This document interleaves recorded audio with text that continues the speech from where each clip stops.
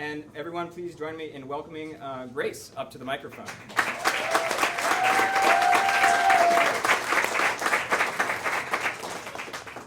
think it's a good height. We're about the same height. Yeah. Okay, so last Thursday, beautiful February day, right? It was sunny, it was warm in the 40s, and a day or two after some snow had fallen, so nice, fresh, fluffy white powder all over the ground. So I was pretty excited, so I grabbed my snowshoes and the dog, and we were heading out for the trail. But in my haste, I forgot two important things. The first was a pair of gloves, because my hands get cold easily, and the basket muzzle. So you're probably wondering what a basket muzzle is, but it's this Hannibal Lecter-like thing that goes over my dog Baxter's nose to prevent him from eating things. Because Baxter has a tendency to eat anything and everything that he can get his mouth around.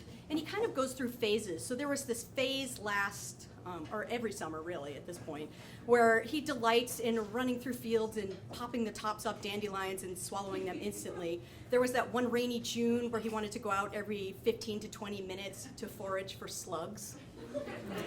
And then there was a time we went for a little hike up Streakhead Mountain and he ate some mushrooms, and he didn't end up on a psychedelic trip, but rather ended up with projectile vomiting and diarrhea, which led us to the emergency vet on a Saturday night. And I've had to induce vomiting in him a couple times by means of a turkey baster and some hydrogen peroxide when he swallowed some socks. But the real issue, he's a handful. The real issue right now is that in the winter, he likes to run up to trees and rip bark off trees with his teeth and then eat the bark. So we have to use this basket muzzle. So I come around the bend in the trail, and he is racing up an embankment to tree a squirrel. Now, normally when he trees a squirrel, it's a really big tree, and he's quite the leaper. So between a combination of jumping and climbing, he can get about 10 to 12 feet up the tree before gravity pulls him back down. But this was not that kind of tree. This was more of like a large Charlie Brown Christmas tree kind of thing, where at the base of the tree it's at most maybe 1.5 inches in diameter, and at the top it's this spindly little twig. And at the top, at the spindly little twig, was where the squirrel was clinging for dear life. And so between the combination of the squirrel's weight and my dog's sort of jumping on this little sapling, if you will, the squirrel is just sort of flailing about. And I, of course, am thinking this is hilarious, so I grab my cell phone because I think I'm going to video this so I can show this to friends later. We can laugh. And it's at this moment that the squirrel kind of moves into this mode of desperation, and it leaps to another even smaller sapling. And it fails to get a good grip, and it drops to the ground, and Baxter is on it in a flash, and he's biting and biting and biting and shaking and shaking. And if you've ever seen your dog do this with a toy, it's really cute. But when it's in real life and your dog has a small animal in its mouth, it sort of ceases to be funny. And so I'm yelling, no, no, no, drop it, drop it, drop it. And it's not working, and he's got this squirrel in his mouth, and I'm kind of freaking out. And but then the squirrel sort of goes limp, and I'm thinking, okay, well, I think it's probably dead. And then I'm trying to figure out how am I going to get it out of his mouth, because clearly he's going to want to eat this because he likes to eat everything. And if I'd had the basket muzzle, this might not have happened.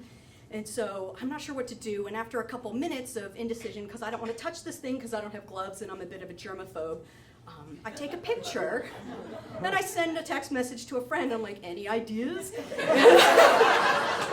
And so she sends me back this message, pick him up and shake him. That works with Mason, her 100-pound dog. And I'm thinking, how does she do that with him? But whatever. So remember, I've got my snowshoes on. These are like 2-foot-long boards with crampons on the bottom strapped to your feet. You're not at your most nimble. So I pick up my dog. He's 55 pounds. And I'm like tipping him, and I'm shaking him, and I'm swaying back and forth. And the limp head of the squirrel is flopping around and bouncing in my shoulder.